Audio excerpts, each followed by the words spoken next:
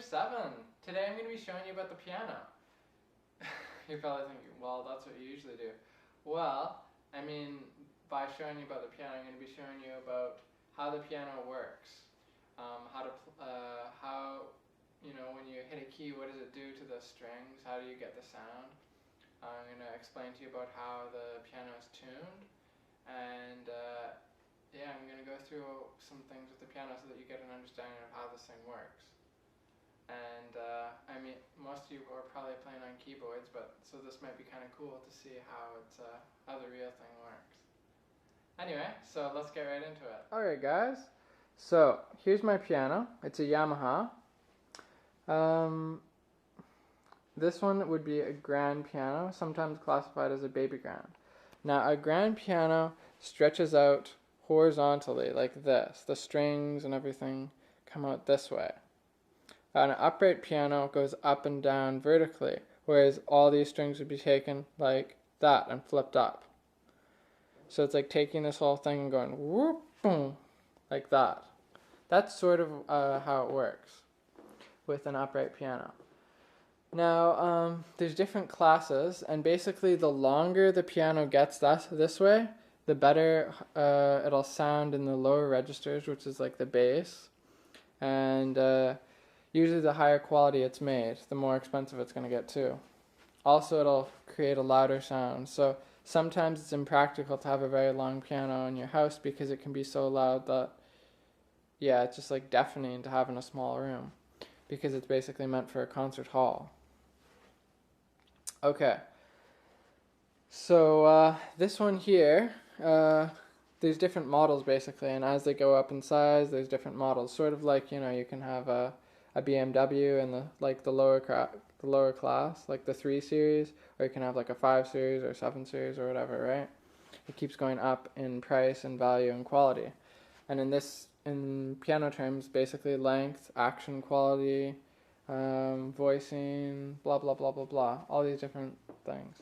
Now, one thing I want to point out is I'm not actually a piano technician. I'm a piano teacher. My profession is teaching piano, teaching music theory, stuff like that. I've been doing that since I was 5. I haven't really studied the piano itself in a technical form, but I do know a thing or two about it.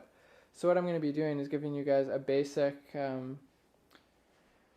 discovery on what makes up a real piano, how does it work, stuff like that.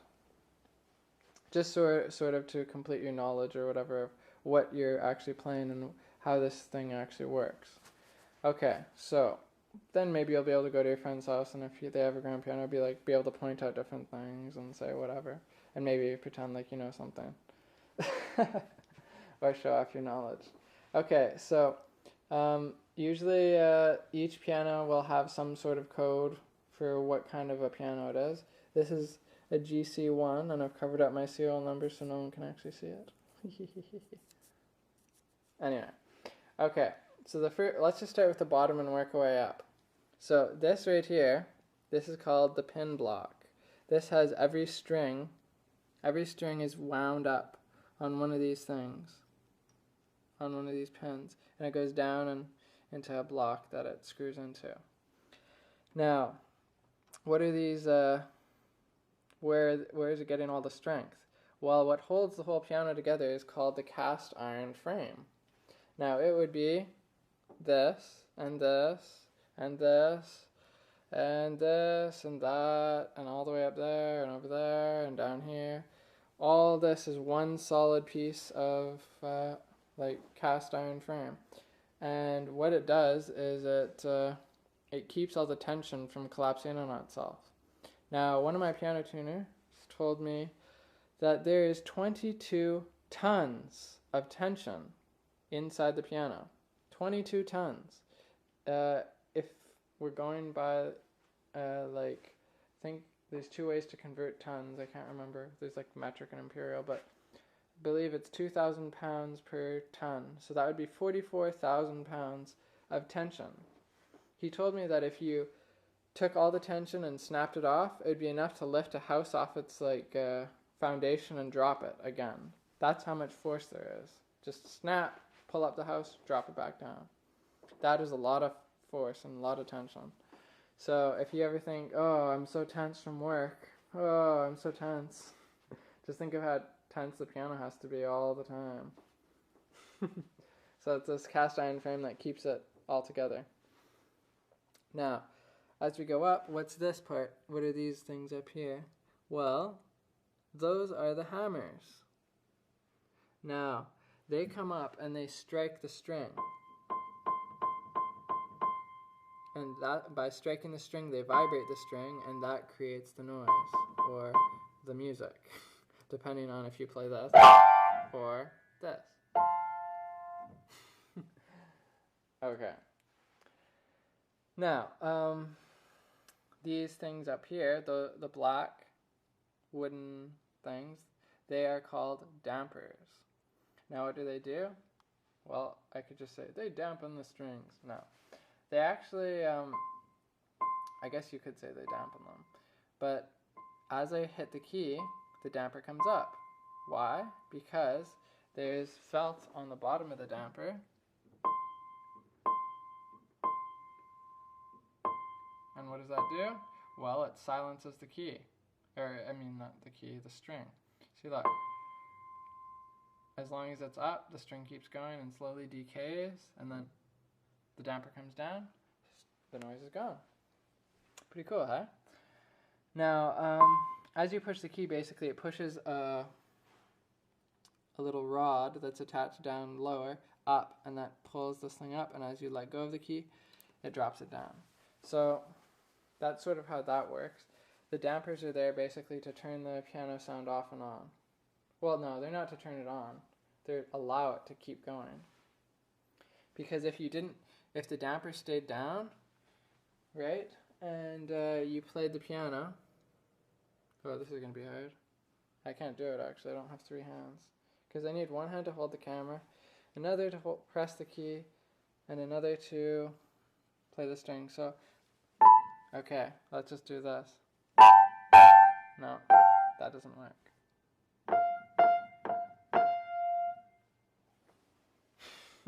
But do you hear some of them didn't work? I'm basically hitting some strings with my knee. There's no sound there, is there? It's just clicking because the string isn't able to vibrate. Okay, so basically the hammer turns on the noise and the damper turns it off. And the damper coming up allows the noise to begin with. Now there is something called the damper pedal. See these 3 pedals? The one on the right side right here, that one right there, that is the damper pedal. When you push that one down, watch what happens. All these, they go up and down. They all come off. So what does that mean? Well, it means that when you have the damper pedal down, it's the one on the very far right, if you have it down,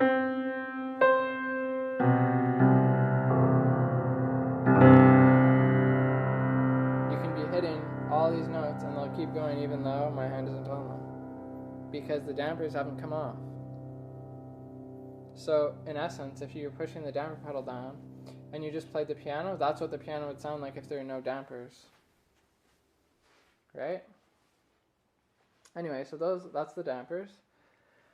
Now, the thing right above that, right here, now I'm not pointing to this whole thing, but I'm using it as something so you can see that there is a plank of wood, that makes it sound so horrible, just like some sea rack or something. Anyway, this wood underneath the string is called the soundboard. And what that does is it actually amplifies the sound of the strings. So this wood stretches from the top up there all the way over here, and it amplifies the sound of the string. Now without it, the sound of the string would be, well, I've never heard a piano without a soundboard, so I wouldn't know, but I assume that it would sound very unwarm and it would be quiet. Somewhat similar to when you pluck, if you've had an electric guitar and you don't have it plugged into the amplifier, and then you try to go ding, it's very soft and you can barely hear it, right? And it doesn't have much, I don't know, texture to it. It's pretty dry. It's just like ding. But if you plug it in, then it's just like or whatever. Yeah, bad singing by me. Anyway, but my point is that without the soundboard, the whole piano doesn't have the sound that it is required. And apparently, I've seen in some videos that it takes about 5 years to to manufacture and to age the soundboard. I'm thinking about the soundboard amplifying, and then I just said that. So, the soundboard is crucial. If you ever crack your soundboard, that's a huge, huge, huge blow to your piano, and you probably never, unless you can replace a soundboard with a new one, it's devastating. It would be sort of like sending a nuclear warhead to a castle. It just annihilates the whole thing, unless, I guess, no, or maybe, like a cruise missile just coming right down the middle and blowing half the castle apart. Anyway, so the soundboard is really critical, so take good care of that. Don't knock on it or do anything to it. You don't want to weaken its structural integrity or anything. I believe the soundboards are usually made out of pine. I might have that wrong, but that's what my memory is telling me right now. Anyway, okay, now another thing is, why are the strings short there and then they get louder and longer and longer and longer all the way to here? Why are they longer in the bass and shorter in the treble? Well, okay, listen to this. Now when I push a key, such as this one, do you hear how the note is sort of repeating itself in a wave? It goes, or whatever. Bad singing by me. I don't have a singing voice. But I'll try to emulate it or show you what I mean with my finger. So watch.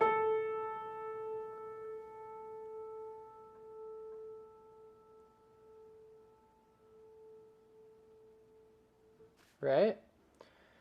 Now, this key that I just played, this is the A above middle C, which is concert pitch. It's what the violins in an orchestra will tune to. It's 440 hertz. That's the frequency. And that's sort of how speakers and all that run off. They run off frequencies. That's how all sound is actually. It's frequencies and pitch and all that stuff. That's how you get pitch, by frequency. Now, 1 octave above anything, like this, is exactly twice as fast as this, or at least it should be. If your piano is out of tune, then obviously it's not going to be exactly. That's why it's out of tune, because it's not right. So basically, all of the intervals and whatever, all what makes music sound good to our ears isn't so much the notes we play. The notes we play were developed and they are tuned so that it would make mathematical sense to our ears. And that's what sounds good to our ears, is something that coincides with each other. So like they can be divided. It's all math, like this. So at different points, these waves are matching up with other waves. Now if you add in something like this, they're clashing, and one is coming down and another, they never really sync together. And by doing that, it creates, disharmony. Whereas harmony, it's all going together and they're working together. They might go off a little bit out of track, but then they come back and like each of the waves. I don't have the capacity to like do each key with like different fingers all at the same time. That'd be crazy if I could, but I can't. But if you can imagine, like the C is going dun, like that, right? And then this C up here is going twice as fast, so it's going dun. So it's matching, because every second wave of this one, they're matching together. Or sorry, every second wave of this one. Now, if you add in these two, I believe, I can't remember what that one is. I'd have to look it up. It's been a while since I looked at it, but I think it's 2/3 or something like that, the speed of this one, whenever you go a fifth up from whatever note you're going to. I can't remember for sure though. But it's getting slower and slower and slower all the way down here. And then twice as fast, twice as fast, twice as fast, twice as fast, twice as fast, twice as fast, twice as fast. So, who knows? Okay, violins, they're really short, right? They have short strings. Now you look at a double bass, it's got these really long strings. To get that deep sound, it has to have a long string. Now look at these. Long strings, short strings. Long strings, short strings. So these are the short strings, and those are long strings. Sort of like that's the double bass, and that is the violin. Now, technically they're more in the middle there, but another interesting fact is piano actually has the biggest range out of all the orchestral instruments. This is lower than a tuba can go, and this is actually higher than a piccolo can go. So you've got a full range of orchestra on the piano. So, there's that, yeah. Now, that's sort of why it gets bigger this way, is because the longer the string, the slower, I guess, the wave pattern is. I'm not a total technical genius on about all this stuff. My specialty is piano, but I wanted to give you guys a basic understanding of what's going on here. So hopefully this is helping. Alright, so we've covered the cast iron frame, the pin block, the strings, the dampers, the action. Well, actually, we haven't covered all the action. The action is extremely complex. Now, I can't actually pull this out because you need a special tool to take this apart, and then what you can do is pull this off, and then you can slide this whole thing out. And you have to be really careful because it's pretty delicate. But my piano tuner actually told me that it's the most complex mechanism built completely of wood, glue, and felt, which sounds funny, and ever made. So I find that interesting. Now, these hammers are actually felt coated, and then they hit the string. And as they get older, they get harder. And when they get harder, it's what you'd hear a bright piano. So bright pianos have hard felt hammers. And basically what you'll do later on is you'll actually put a needle in and tear them up to make them soft again so that it gives a nice bright, warm, blooming sound.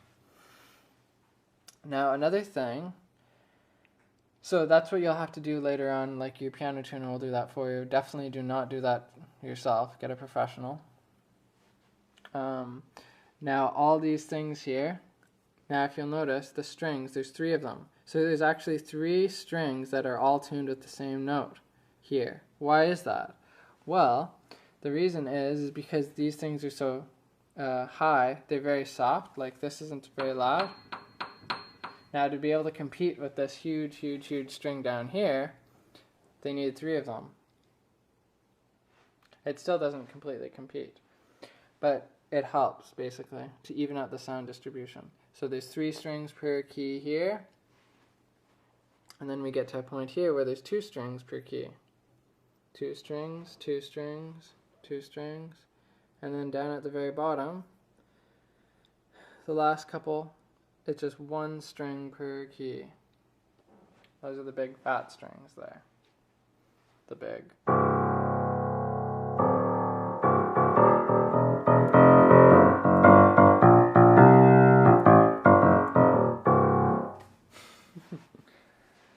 Okay, anyway, so that was just a random thing there. So that's basically the piano in a nutshell here. So we've got like a stand here. We can stand up the case on a grand piano, and having the lid, I guess it's not a case, it's a lid. When the lid is up, you'll get a brighter sound you'll hear. I find that you hear more of the treble and less, and the bass is a little bit, it's about the same. But when the lid's closed, you hear more bass resonated and less treble. Because the bass actually penetrates through things much easier. Because it's like powerful, it just shakes you to the core. Whereas the higher, it doesn't really make a difference.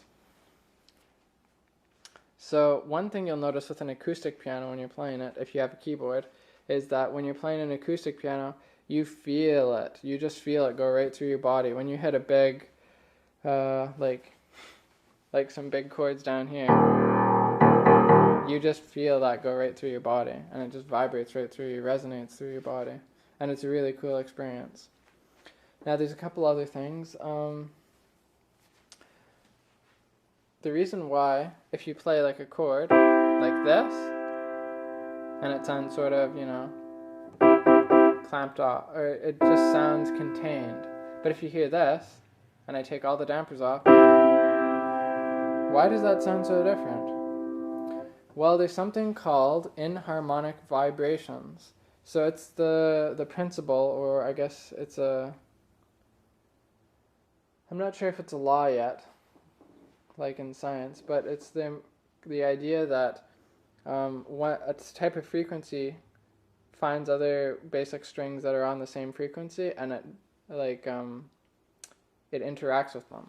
So an example is you could actually just play a C chord normally here, just a C chord randomly, and just play that, and it'll send out waves that penetrate. And you could have a piano right next to it, like put it over there or something, just over there, and don't even touch a key. Don't touch a key, but just have the damper pedal up. So you're allowing the piano to be sort of like open to any waves that come in.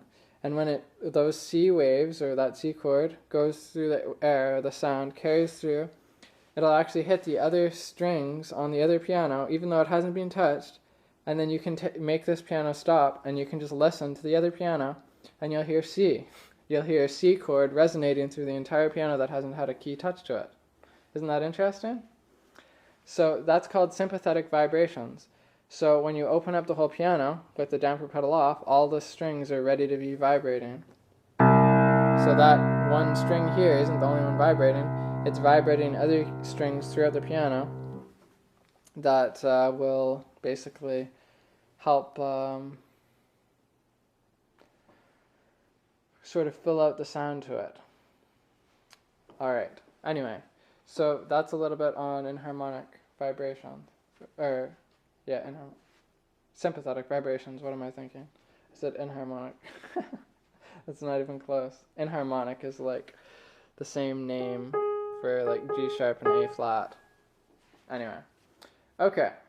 So yeah, that is a piano in a nutshell. So that's the keyboard, that is the strings, and that. And then there's one other thing that I want to get to. It's the pedals. What do they do?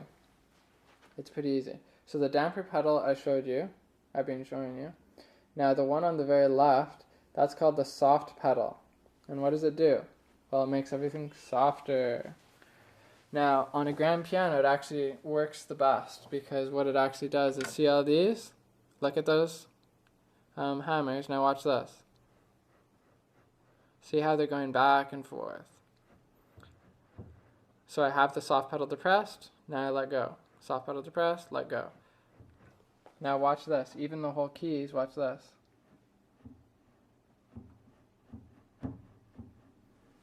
They're moving. You notice it best like here. See how it's moving in? So all the hammers of the entire piano are moving, sliding over to the right. Now why are they doing that? Well, like I told you before, we've got the 3 strings per key, right? We've got 2 strings. Now when we hit this soft pedal, what is it going to do? Boom, it moves it offsets the whole hammer, all the hammers, to the right a little bit, so it actually mishits the strings.